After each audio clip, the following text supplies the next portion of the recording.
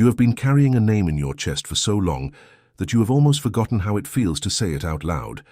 And yet here I am, speaking to you now, not as a stranger passing through the noise of your day, but as a voice that has waited by the edge of your silence for a very long time. Stop for a moment, breathe. The fact that these words reached you at this exact hour is not an accident, and I need you to understand that before anything else is said between us. You were not scrolling by chance. You did not stumble here by luck. Heaven does not deal in coincidence, and the timing of this message was measured out long before you opened your eyes today. There is a person. You already know who I mean.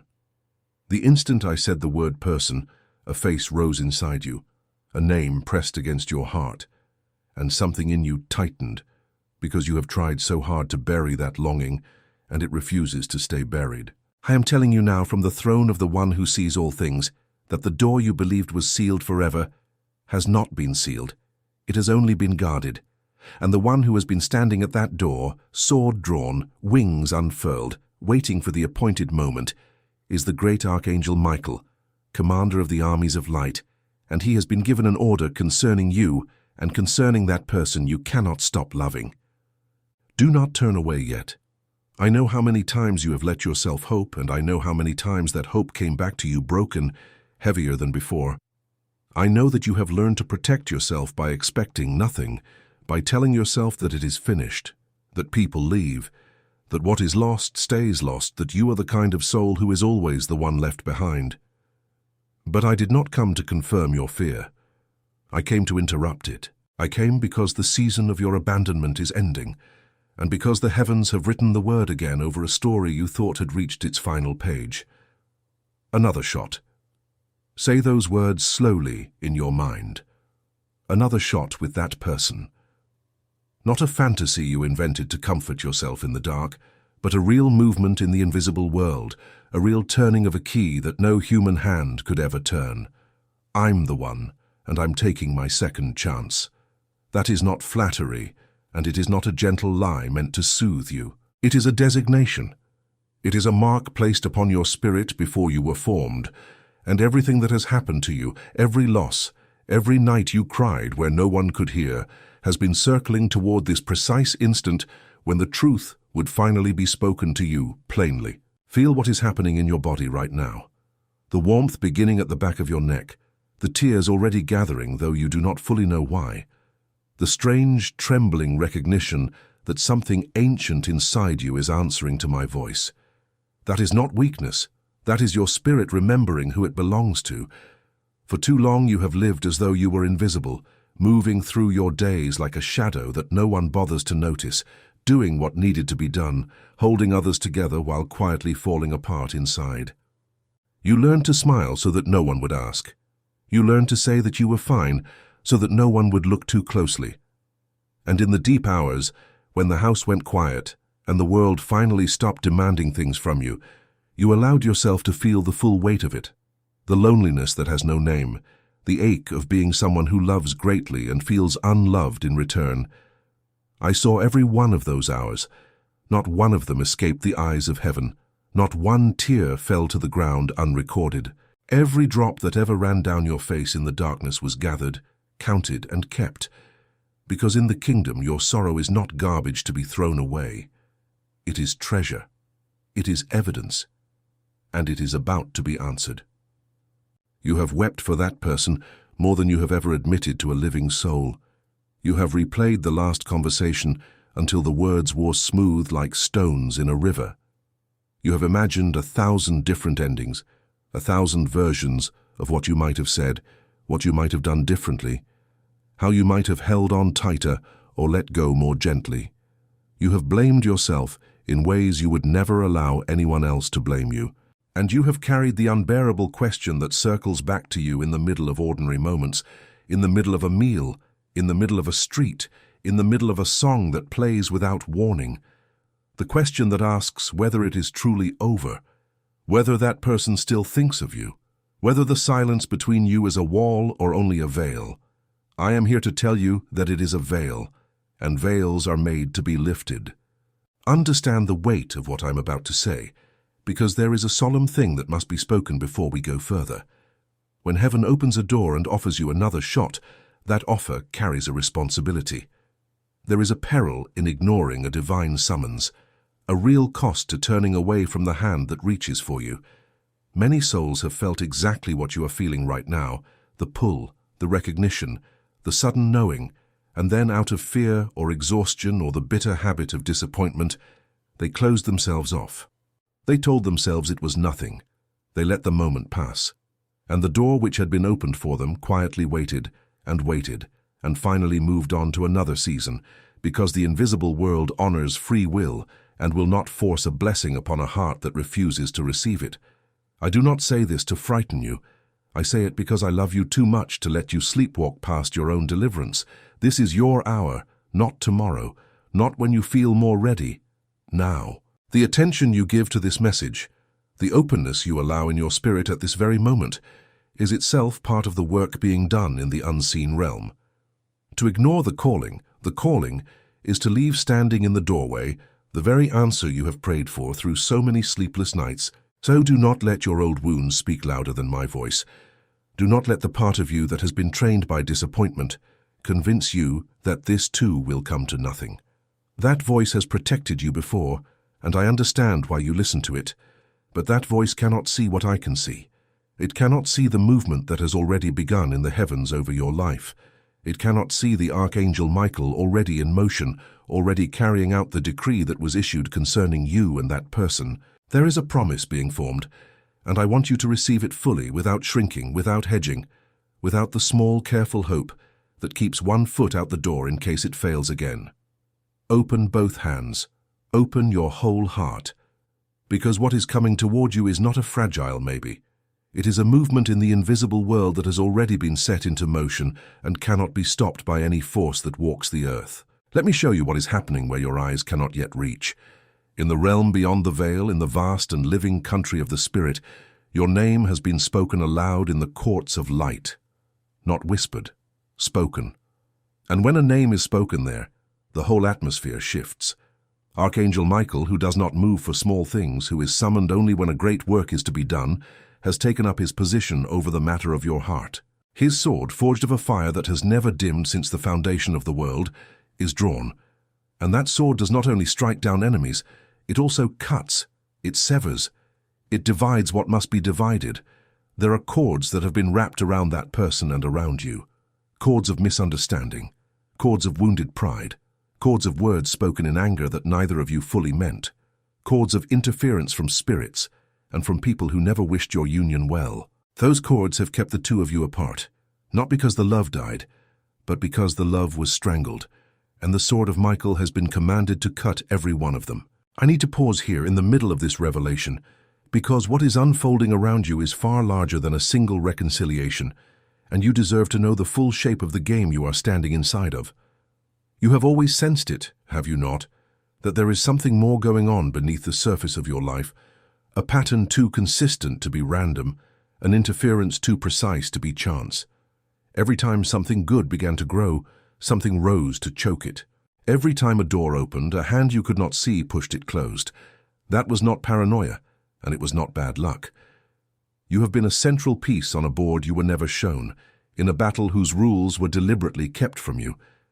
There is an invisible war being waged over souls exactly like yours, over the chosen ones who carry more light than they realize, and the strategies used against you were designed to keep you ignorant of your own authority.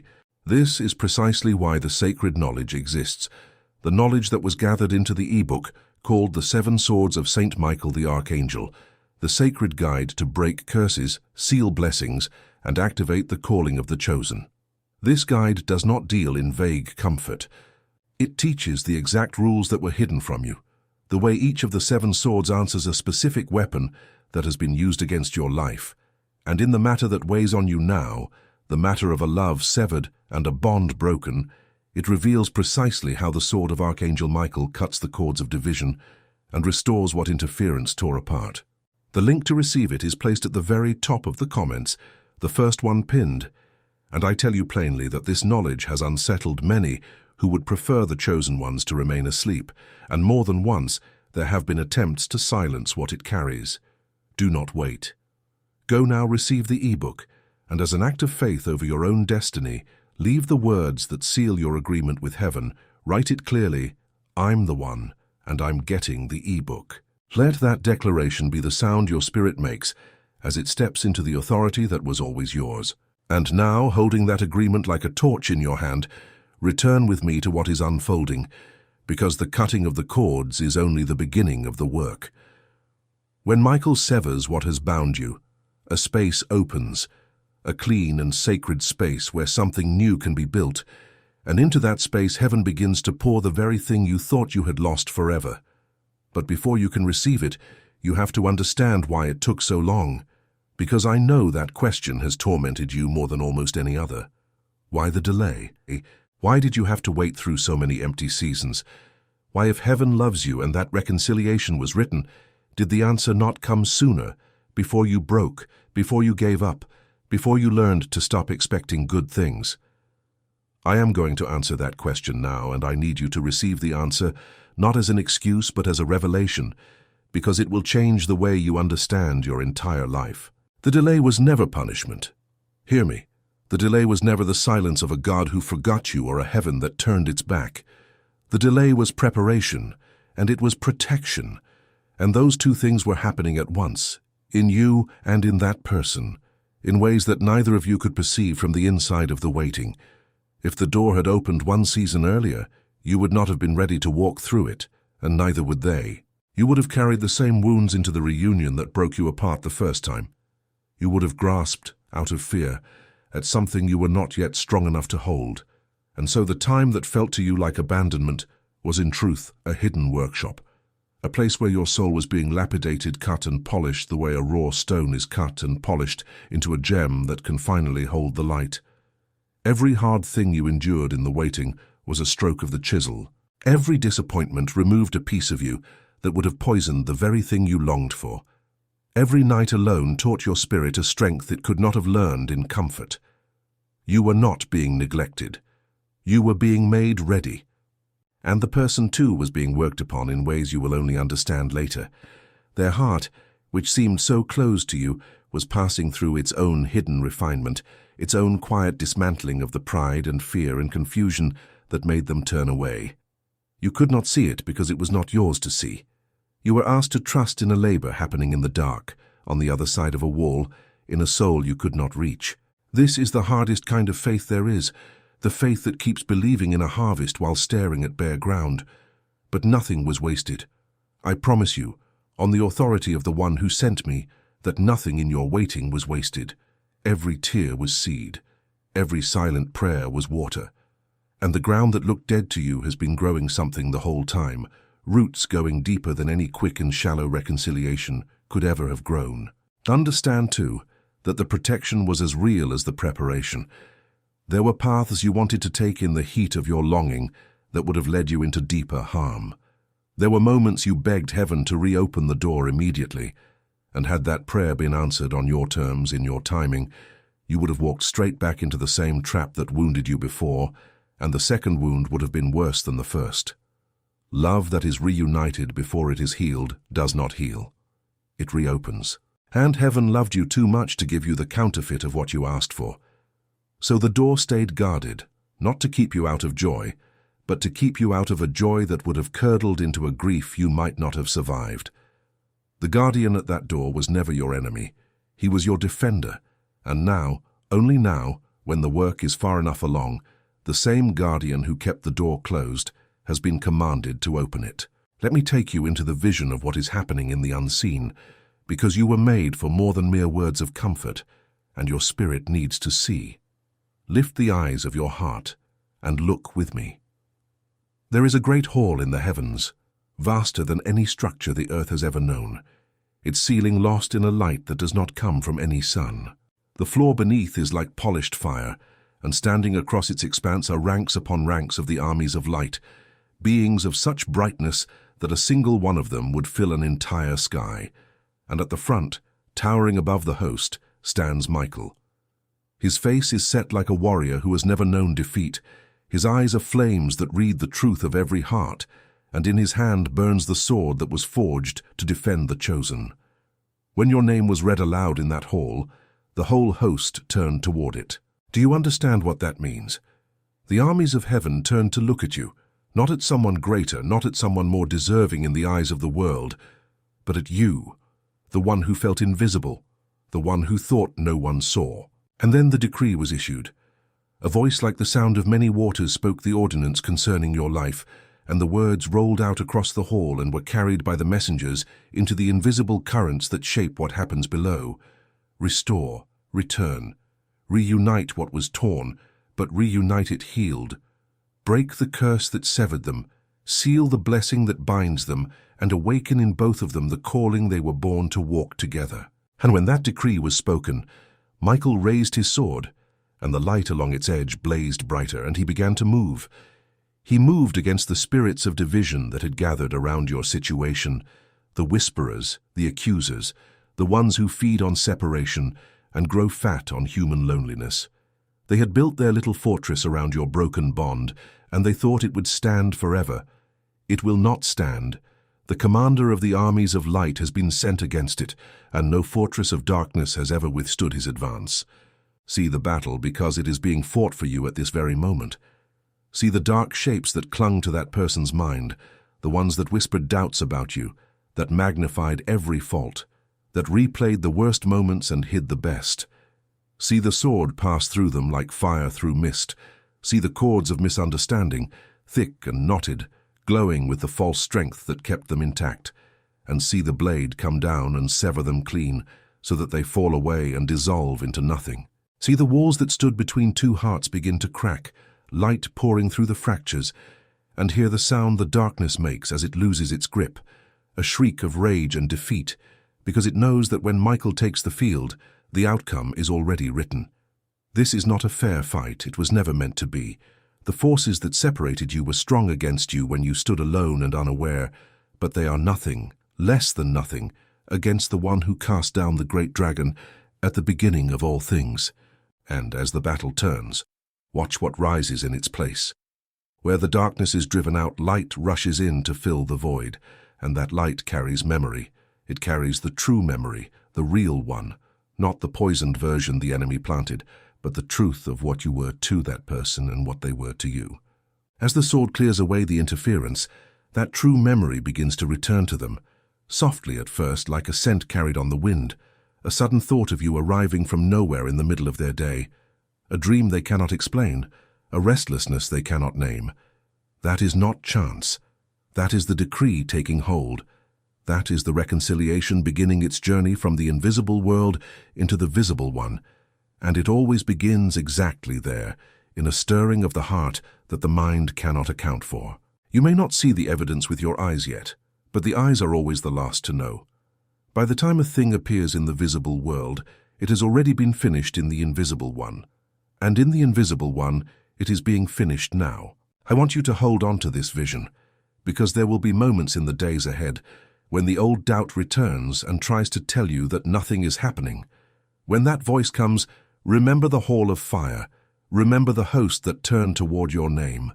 Remember the sword already in motion, and know that the absence of visible proof is not the absence of movement. The greatest works of heaven are done in secret first. The child grows unseen before it is born. The seed splits open underground where no one is watching. And your reconciliation is being knit together in the hidden place before it is ever revealed in the open. Your task is not to make it happen. You could never make it happen, and the exhausting years of trying have already taught you that. Your task is to believe, to align, to keep your heart open and your spirit awake, and to let the armies of light do the work they were sent to do. Now let me speak to you about restoration, because heaven does not deal in bare survival, and it never returns to you merely what you lost. When the kingdom restores, it restores with increase. This is a law woven into the very fabric of the invisible world, older than the mountains, more certain than the turning of the seasons. What the darkness stole is not simply given back, it is given back multiplied, because the enemy that robbed you is required to repay far beyond what it took, and the interest on that debt has been accumulating through every year of your loss. So do not imagine that you are being handed back a fragile, diminished version of what you once had. What is returning to you is greater than what left, The love that comes back will be deeper than the love that departed, because it will come back purified by everything both of you passed through. The bond that reforms will be stronger than the one that broke, because it will be built on ground that has been tested and found solid. And the restoration will not stay confined to that one relationship, because when heaven begins to move on your behalf, it does not move in a single narrow channel. It floods every dry place at once. The joy that has been missing from your ordinary days will begin to return. The small delights you had forgotten how to feel, the lightness in your chest that you thought had left you for good. The sense of purpose that dimmed during your long waiting will begin to burn again, and you will remember that you were made for something, that your life has a direction and a meaning that the years of sorrow tried to make you forget. Os relacionamentos ao seu redor que esfriaram começarão a esquentar, pois quando o laço central do seu coração for curado, a cura se espalhará para fora através de cada conexão, como a luz se move por uma casa quando uma única lâmpada é acesa. A provisão que sempre parecia chegar tarde demais e em pouca quantidade começará a vir com uma facilidade repentina que o assusta, pois o céu não restaura um coração e depois deixa o corpo em necessidade. Que até mesmo seu próprio reflexo mudará, pois o cansaço que foi esculpido em seu rosto pelos longos anos de dor silenciosa começará a diminuir. E algo juvenil, algo que você pensou ter desaparecido para sempre, ressurgirá por trás de seus olhos. Esta é a amplitude da restauração que está por vir. Não um remendo sobre uma ferida antiga, mas uma inundação em todos os campos secos da sua vida de uma vez. Mas devo falar agora a parte de você que ainda dói, pois não vou apressar a sua dor como se fosse uma coisa pequena a caminho de algo melhor. Sua dor não é pequena. Sei o quão profunda ela vai. Sei que houve noites em que a solidão pressionou seu peito como uma pedra e você se perguntou se seu coração simplesmente pararia com o peso dela. Sei que você aprendeu a se lamentar em segredo, a dobrar sua tristeza na menor forma possível e escondê-la onde ninguém a encontraria, porque você estava cansado de ser aquele que sente demais, cansado de ouvir que você era muito sensível, muito apegado, muito. Sei que em algum momento você começou a acreditar que sua capacidade de amar, que é a coisa mais linda em você, era, na verdade, a maldição que o condenou, que se você tivesse amado menos, teria sofrido menos.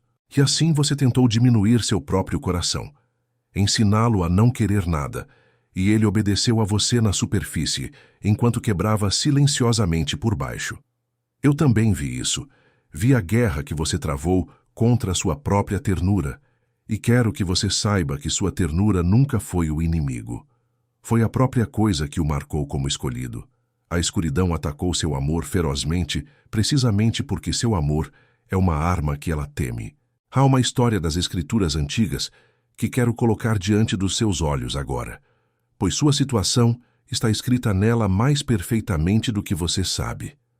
Havia uma mulher chamada Ana, e sua tristeza era de um tipo particular. O tipo que não tem ferida visível e, portanto, não ganha simpatia visível. Ano após ano, ela carregava um vazio que todos ao seu redor podiam medir, mas ninguém podia curar. Um anseio tão profundo que roubava o gosto de sua comida e o sono de suas noites. E a crueldade de sua situação não era apenas o vazio em si, mas a presença de outro que a zombava dele, que a provocava repetidamente, que esfregava sal em uma ferida que nunca teve chance de fechar. Ana chorou até não poder mais comer. Ela era, no sentido mais verdadeiro, invisível em sua dor, cercada por pessoas, mas completamente sozinha dentro de sua agonia, e até mesmo aqueles que a amavam não entendiam o que ela carregava, oferecendo-lhe um consolo que errava o alvo completamente, perguntando por que ela estava tão triste, como se a própria pergunta não aprofundasse a ferida. Você não viveu exatamente isso? Você não sentou em salas cheias de gente e se sentiu mais sozinho do que se sentiria em um campo vazio? Você não foi perguntado por que parecia tão distante, tão cansado, tão diferente de si mesmo por pessoas que não tinham ideia da tempestade que você estava sobrevivendo por dentro? And then Hannah did the thing that changed everything, the thing I am asking you to do now. She went to the sacred place, and she poured out her soul without holding anything back.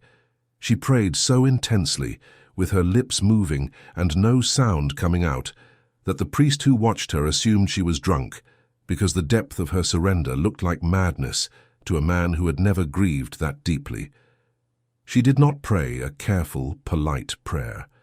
She prayed the raw and desperate prayer of a soul that has run out of every other option and has nowhere left to turn but heaven.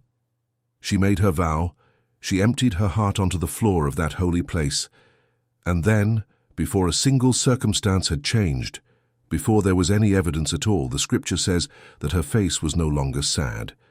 She rose and she ate, and her countenance was changed. Do you understand the miracle hidden in that detail? The answer had not yet come into the visible world. Nothing around her had shifted. But something in the invisible world had settled, and she carried that settled peace back into her ordinary life, while the visible answer was still on its way. And in the fullness of time, that which had been closed was opened, that which had been barren brought forth life, and the very thing she had wept for through all those bitter years was placed into her arms, and it was greater than she had dared to ask, because the child she received became one of the mightiest servants heaven ever raised up. That is your story.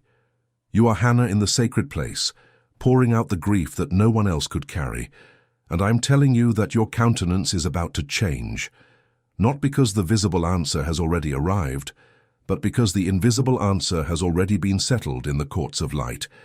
You will rise from this message different than you sat down to hear it. The peace that Hannah carried out of the temple is being offered to you right now. Before the reconciliation appears, before that person speaks your name again, before a single circumstance rearranges itself in the world your eyes can see. Receive it now. Let your face be lifted. Let the years of provocation, the mockery of the accusing voices, the salt rubbed into your wound by every disappointment fall away, because the barren season is ending and the season of bringing forth has begun. And here I must stop again and speak plainly to you, because everything I am describing, the cutting of the cords, the pouring out of the soul, the settling of the invisible answer, all of it has structure, all of it has laws, and you were never taught those laws.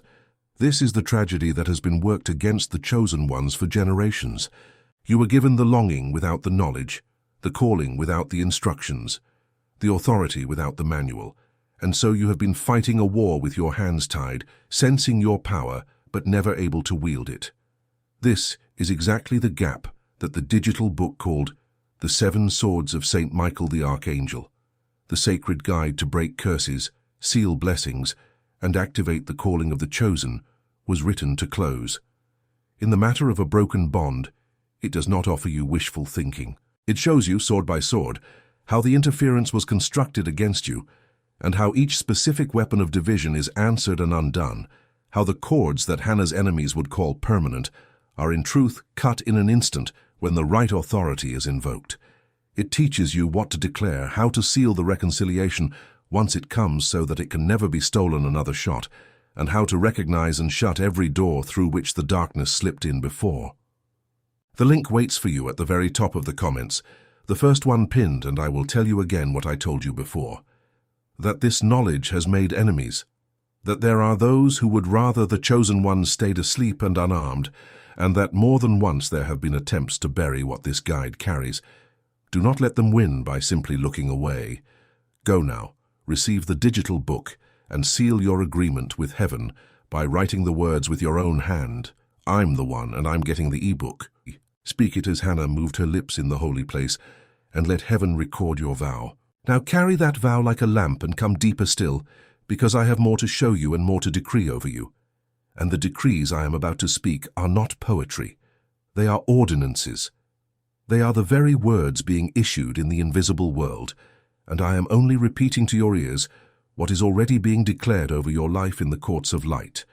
So receive them not as hopeful wishes, but as accomplished facts, spoken in the present, because in the eyes of heaven they are already done. I decree in this hour that the cords of division wrapped around you and that person are severed, and they do not reattach. I decree that every whisper of the accuser against you in the mind of the one you love is silenced, and the true memory of who you are rises in its place. I decree that the wall between two hearts is falling, stone by stone, and the light is pouring through the breach. I decree that the peace of Hannah, the peace that changes the countenance before the circumstance changes, descends upon you now and settles into the deepest part of your spirit. I decree that the barren season of your life is ended, and the season of bringing forth has begun, and that what returns to you returns multiplied, purified, and made unshakable. I decree that your tenderness, which the enemy tried to convince you was your curse, is restored to you as your crown, and that the very capacity to love which made you a target now makes you a victor. I decree that no weapon formed against your reconciliation prospers, and that every tongue and every spirit that rose to keep you apart is answered by the sword of the commander of the armies of light. I decree that the door which was guarded for your protection is opening for your restoration, and that the guardian who kept it closed now stands aside to let the blessing through. Feel these words land on you. Do not merely hear them. Let them settle onto your shoulders like a mantle, because a decree spoken from the courts of light does not return empty. It accomplishes the thing for which it was sent. And these decrees have been sent for you, not for someone more worthy in the eyes of the world, not for someone louder or more visible or more admired, but for you, the one who learned to survive by expecting nothing, the one who is only now beginning to believe that the story might not be over after all. There is still another thing I must reveal to you, another turning in this revelation, because I promised you the full shape of what is happening, and I will not leave you with half the truth. Let me set before you one more story from the ancient scriptures, the story of two travelers walking a dusty road in the hours after the greatest loss of their lives. They had believed in something, they had hoped for something, they had staked their whole hearts on a promise, and then they watched that promise die in front of them, and now they were walking away from the place of their sorrow, with their heads down and their hope in ruins.